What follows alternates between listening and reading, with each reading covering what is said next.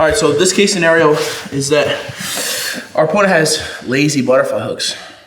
In this scenario where he's not actively chasing us with sticky hooks, I can a lot of times take one knee, place it in between his legs in order to initiate and start forcing top half guard position.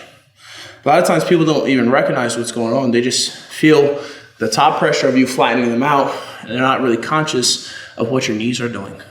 Understand that body locking is a full body passing sequence. It's where your upper body and your lower body have to coincide and work together in order to have a successful body lock pass. When I'm in this top position,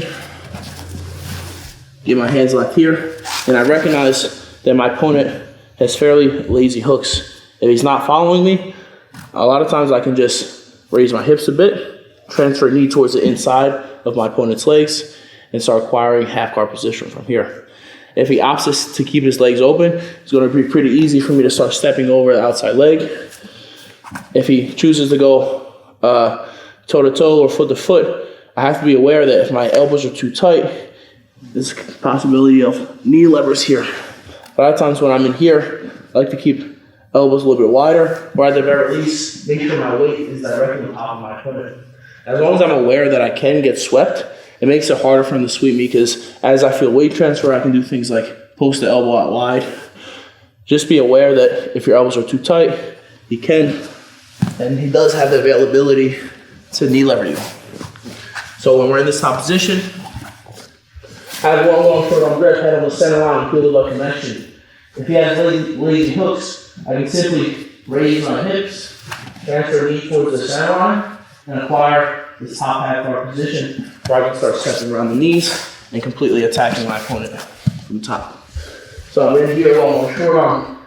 He chooses to have lazy hooks. I can backstep a little bit, circle in, and lower these hips, circle in towards the leg, and I get my half guard position. Again, have confidence when you're in this top half guard position. Understand that every time he's moving, he's carrying your weight, you're making him tired, you're wearing him out.